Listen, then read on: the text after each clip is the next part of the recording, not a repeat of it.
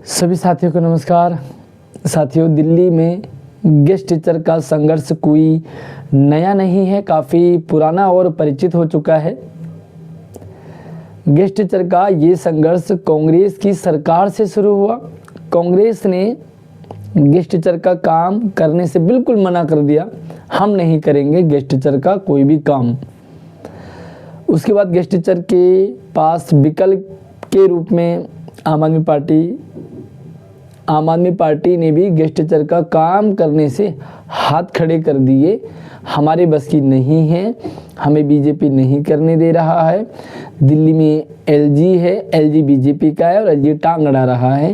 ये सारी बातें आपने सुनी। अभी वर्तमान में गेस्ट टीचर के पास विकल्प के रूप में और अंतिम सहारा के रूप में बीजेपी है। बीजेपी से गेस्ट टीचर की फिलहाल एक तत्कालीन डिमांड सैलरी बढ़ोतरी, लेकिन सैलरी बढ़ोतरी की जगह अगर बीजेपी गेस्ट टीचर की पॉलिसी बना दे तो कैसा रहेगा। अभी गेस्ट टीचर चाहते हैं कि हमें बेसिक प्लस डीए मिल जाए, लेकिन अगर बीजेपी सरकार सीधा परमानेंट कर दे तो कैसा रहेगा। सुनने में जितना ये आसान लग रहा है उतना ही ये बहुत जल्दी होने वाला है। कैसे होगा, इतनी आसानी से नहीं, कुछ स्टेप लेने पड़ेंगे। तो क्या स्टेप लेना है और कैसे होगा ये संभव, वीडियो के साथ अंत तक बने रहिएगा। देखिए, अपने आप तो कुछ नहीं होगा, लेकिन हाँ, अभी जो वर्तमान में जो स्थिति है, जो परिस्थिति है और जो अभी रिजल्ट हमें देखने को मिल रहा है, उसमें गेस्ट टीचर की पॉलिसी बनना तय है। गेस्ट टीचर का परमानेंट होना तय है। सैलरी और बेसिक प्लस डीए मिल जाएगा अगर पॉलिसी बन जाती है, परमानेंट हो जाते हैं। सीधा अगर अटैक पॉलिसी पर और परमानेंट पर किया जाए तो ज़्यादा बेहतर होगा। लेकिन साथियों, अगर इतनी बड़ी डिमांड है तो जाहिर है कि इसके लिए प्रयास करना बनता है। आपको पता है कि बीजेपी को बने हुए 1 साल होने वाला है, अभी तक सैलरी की कोई सुगबुगाहट नहीं।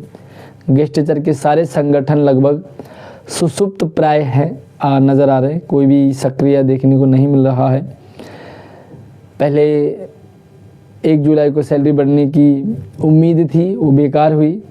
फिर टीचर डे पर सैलरी बढ़ेगी ऐसी हवा चली, वो हवा भी ठंडी पड़ गई। फिर दीपावली पे खुशखबरी मिलने वाली है तो दीपावली भी सूखी चली गई। फिर कहा नए साल में खुशखबरी मिलने वाली है, नया साल भी पुराने साल की तरह चला गया। अभी जो एक केस अभी देखने को मिल रहा है, पहले मैं आपको केस बता देता हूँ।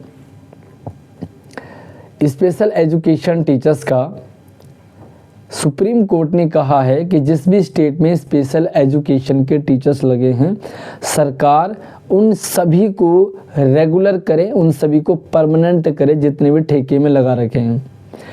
अपने अपने स्टेट ने लगभग अपना अपना काम करना शुरू कर दिया था, स्पेशल एजुकेटर को परमानेंट करना शुरू कर दिया और कई स्टेट में हो भी गया। इवन हमारे उत्तराखंड में भी बहुत सारे हमारे साथी स्पेशल एजुकेशन करने के बाद वो परमानेंट हो गए। अब यहाँ पर दिल्ली में पंगा आया। दिल्ली में ऐसा कुछ भी नहीं हो रहा था, लिहाजा स्पेशल एजुकेशन के टीचर्स सुप्रीम कोर्ट चले गए। कंटेम्प्ट उन्होंने फाइल कर दी कि जो सुप्रीम कोर्ट ने ऑर्डर जारी किया है उसको दिल्ली सरकार, दिल्ली शिक्षा विभाग पालन नहीं कर रही है। ये काफ़ी हियरिंग चली इसकी। शुरुआत में तो ये केस थोड़ा सा डगमगा रहा था, डामाडोल स्थिति लग रही थी, लेकिन अभी कल परसों का जो केस है उसका जो रिजल्ट निकल के आया है उसमें सुप्रीम कोर्ट ने क्लियर डिपार्टमेंट को गाइडलाइन दी है कि 6 सप्ताह में, 6 सप्ताह का मतलब लगभग 1-1.5 महीना, तो 1.5 महीने में स्पेशल एजुकेशन टीचर्स को सेट करें, आप इनको परमानेंट करें। मामला क्या है, अभी डीएसएसबी की भर्ती आई। अच्छा, स्पेशल एजुकेशन के टीचर्स का मैटर कैसे बाकी सभी गेस्ट टीचर्स को इसका बेनिफिट मिलेगा, वो भी मैं वीडियो में अभी आपको क्लियर करूंगा। बस आपको प्रयास करना, छोटा सा प्रयास, उस प्रयास में अब टांग खिंचाई करना, एक दूसरे की बुराई करना, एक दूसरे पर आरोप प्रत्यारोप लगाना बंद करके अगर सीधा हमें फोकस अपने लक्ष्य पर हम कर पाएँ तो ये बहुत जल्दी सफल होगा। मैं क्लियर कर देता हूँ मैटर। अभी अभी हाल फिलहाल में सुप्रीम कोर्ट ने जो हियरिंग में रिजल्ट दिया है वो दिया है कि दिल्ली में 1443 कॉन्ट्रैक्चुअल गेस्ट टीचर्स है। स्वीकृत पद जो टोटल स्पेशल एजुकेशन टीचर्स के जो पद हैं वो हैं 4313, है ना, 4313 पोस्ट हैं टोटल। उसमें से 1771 पद खाली है, मतलब 1800 के करीब पोस्ट खाली है स्पेशल एजुकेशन टीचर्स के।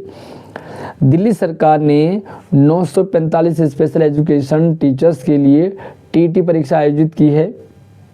अदालत ने दिल्ली को यह निर्देश दिया है कि वह कार्यरत कॉन्ट्रैक्चुअल टीचर्स को वरीयता दे। अच्छा, डीएसएसबी की जो भर्ती अभी आई है उसमें जो टीचर्स उनका लगभग सारा काम हो गया, रिजल्ट आ गया, ई-डोजर उनका भर चुका है, अब उनको स्कूलों में ज्वाइन करना था। इसी दौरान ये स्पेशल एजुकेशन टीचर्स का जो मैटर चल रहा था सुप्रीम कोर्ट में कंटेम्प्ट वाला, उसमें इन्होंने डीएसएसबी के मैटर को भी इंक्लूड कर दिया कि भाई डीएसएसबी की जो भर्ती अगर ये स्कूलों में आएंगे तो फिर जो ऑलरेडी लगे हुए कॉन्ट्रैक्ट टीचर्स उनको हटना पड़ेगा। तो इस बात को संज्ञान में लिया है सुप्रीम कोर्ट ने और ये काबिल तारीफ़ है। हम ये कहेंगे कि ये जो जजमेंट आया है ये काफ़ी पॉजिटिव है और यही वाला जजमेंट अब सभी गेस्ट टीचर को परमानेंट करेगा। कैसे करेगा वो आपको समझना पड़ेगा। तो स्पेशल एजुकेशन टीचर्स को के लिए तो कह दिया कि भैया कोर्ट ने कहा कि इनको वरीयता दिया जाए जो नई भर्ती है। इस संबंध में दिल्ली सरकार को निर्देश लेने को कहा है कि नए उम्मीदवारों को नियुक्त करने के बजाय जो ऑलरेडी पढ़ा रहे हैं, अपना टाइम दे चुके हैं, उनको वरीयता दी जाए। यहाँ तक क्लियर हो गया। आने वाले 6 सप्ताह में आप इनके लिए जो भी है वो डिसीजन लें। तो अब बात यहाँ पर ये है कि शिक्षा विभाग, दिल्ली सरकार क्या डिसीजन लेती है। इससे पहले मैं आपको बता देता हूँ कि एक केस पहले भी हुआ था, वो कश्मीरी माइग्रेंट टीचर्स का था। कश्मीरी माइग्रेंट टीचर्स ने कैट में अपना केस डाला था। कैट में केस डालने पर वो जीते। तो दिल्ली में तत्कालीन आम आदमी पार्टी की सरकार थी। आम आदमी पार्टी ने उस केस को चैलेंज कर दिया हाई कोर्ट में। हाई कोर्ट से भी वो इस कश्मीरी माइग्रेंट टीचर्स जीते। तो दिल्ली में जो आम आदमी पार्टी की सरकार थी वो चली गई सुप्रीम कोर्ट।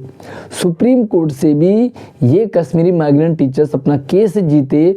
तो हाथ जोड़ करके, सर टेक करके, नाक रगड़ करके कश्मीरी माइग्रेंट टीचर्स को दिल्ली सरकार ने परमानेंट किया, बल्कि करना पड़ा।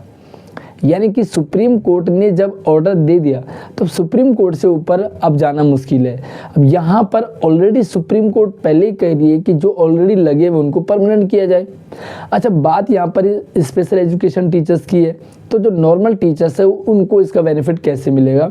सीधा सिंपल तरीका मैं आपको बता देता हूँ। अभी जो पेचीदा मामला है वो ये है कि दिल्ली सरकार को इस 6 सप्ताह में डिसीजन लेना है।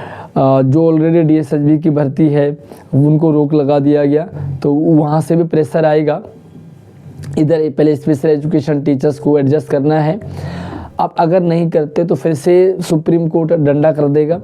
तो फिलहाल यहाँ पर स्पेशल एजुकेशन टीचर्स का काम सरकार को, डिपार्टमेंट को करना ही पड़ेगा। अब यहाँ पे 2 ऑप्शन है। स्पेशल एजुकेशन टीचर्स का काम इजीली करके, या तो क्योंकि जो स्पेशल एजुकेशन टीचर्स हैं सेम जो गेस्ट टीचर है वो सेम कैटेगरी, या हम कह सकते हैं कि सेम रिक्रूटमेंट या सेम टाइम में नॉर्मल जो गेस्ट टीचर्स हैं वो भी अपॉइंट हुए, यानी कि प्रक्रिया दोनों की सेम है। स्पेशल एजुकेशन टीचर्स टीजीटी हैं, गेस्ट टीचर हैं, सेम क्राइटेरिया है, सेम बाकी टीचर्स के साथ भी है। तो अगर वो स्पेशल एजुकेशन टीचर्स को परमानेंट करती है दिल्ली सरकार शिक्षा विभाग, तो ऑब्वियसली बाकी सबको भी करना पड़ेगा। लेकिन यहाँ पर 2 चीज़ें हैं। ये हो सकता है कि डिपार्टमेंट ये करे कि कैसे जो स्पेशल एजुकेशन टीचर्स है उनके लिए पॉलिसी बना दे, उनको परमानेंट करने की प्रक्रिया को आगे बढ़ाए, बाकी को रहने दे। अब अगर बाकियों को छोड़ता है दिल्ली सरकार या शिक्षा विभाग, तो सारे गेस्ट टीचर्स को अब अपनी जो तू मैं की लड़ाई है, जो अपने बड़ा बनने की लड़ाई है, उसको साइड में रख कर के अब इन स्पेशल एजुकेशन की जो मैटर को इंक्लूड करके सुप्रीम कोर्ट में डायरेक्ट एक फाइल लगानी है और उस फाइल में बताना है कि सेम कैटेगरी के अगर स्पेशल एजुकेशन वाले टीचर्स को दिल्ली सरकार ने रेगुलर कर दिया है, उनके लिए पॉलिसी बना दी है, तो फिर हम भी तो सेम हैं, हमारे साथ नाइंसाफ़ी क्यों या हमें अनदेखा क्यों किया जा रहा है। तो ऑब्वियसली जो सुप्रीम कोर्ट है वो डिसीजन देगी और ये डिसीजन पॉजिटिव ही रहेगा, गेस्ट टीचर्स के फेवर में रहेगा और इस तरह से गेस्ट टीचर्स को इसका बेनिफिट, नॉर्मल गेस्ट टीचर्स को भी इसका बेनिफिट जल्दी मिलने वाला है। लेकिन इसके लिए एकजुट होना पड़ेगा। जो भी प्रक्रिया है अगर इजीली डिपार्टमेंट कर देता है सबका एक साथ तो बहुत बढ़िया, लेकिन अगर वो इजीली नहीं करता है, स्पेशल एजुकेशन का करना पड़ेगा और बाकियों को छोड़ता है, तो बाकियों को कोर्ट जाने के लिए बिल्कुल रेडी रहना पड़ेगा। और जैसे ही कोर्ट जाते हैं पहली दूसरी हियरिंग में गेस्ट टीचर का काम होगा ही होगा, ये कन्फर्म है। अब भैया कांग्रेस ने नहीं करा, आम आदमी पार्टी ने भी टालबाजी करती रही, वो भी ऑप्शन बीजेपी ही है। तो मैं तो ये पहले से कह रहा हूँ कि बीजेपी ही है जो अब कर सकती है, जिसके ऊपर सहारा है, भरोसा है, उम्मीदें टिकी हुई है।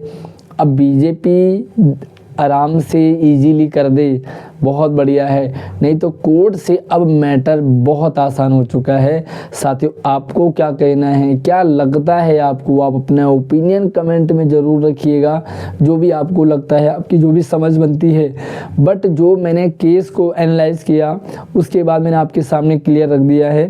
फ़िलहाल 1 साल होने को है, सरकार कुछ करती हुई नज़र नहीं आ रही है, लेकिन इस डिसीजन के बाद सरकार को भी सोचना पड़ेगा, शिक्षा विभाग को भी सोचना पड़ेगा और एक डिसीजन, एक निर्णय लेना पड़ेगा, जो निर्णय गेस्ट टीचर के पॉजिटिव में रहेगा, सकारात्मक रहेगा। वीडियो को शेयर कर दो ताकि सभी गेस्ट टीचर्स तक एटलीस्ट स्पेशल एजुकेशन टीचर्स का मैटर समझ में आए, फिर कैसे वो नॉर्मल गेस्ट टीचर्स बाकी सारे गेस्ट टीचर्स का लाभ लेंगे, क्या करना पड़ेगा, किस तरह से कमर कसनी पड़ेगी, तैयार रहना पड़ेगा। फिर जो पुरानी बातें वो सब भूल करके कि फलाना पैसे खा गया, फलाने को पैसा नहीं देना, वो खा जाएगा, वो खा जाएगा। भैया फ़िलहाल नौकरी बचानी है ना, तो ये स्टेप तो लेना ही पड़ेगा। बाकी जो भी आपकी राय, ओपिनियन है, सजेशन है, सुझाव है, वो कमेंट में रख दीजिए। वीडियो को शेयर करना और चैनल को फॉलो कर लीजिए, क्योंकि यहाँ पर मैं आपको इस तरह के जो भी नए अपडेट्स हैं, जो भी स्ट्रेटजी है, वो आपके साथ शेयर करता रहता हूँ। आप गेस्ट टीचर्स के ग्रुप में भी ज्वाइन कर सकते हैं, लिंक डिस्क्रिप्शन में। अगली वीडियो में नई अपडेट के साथ मिलते हैं, तब तक आप अपना ख्याल रखिए। ये गुड न्यूज़ है तो गुड न्यूज़ को शेयर कर दीजिए। धन्यवाद।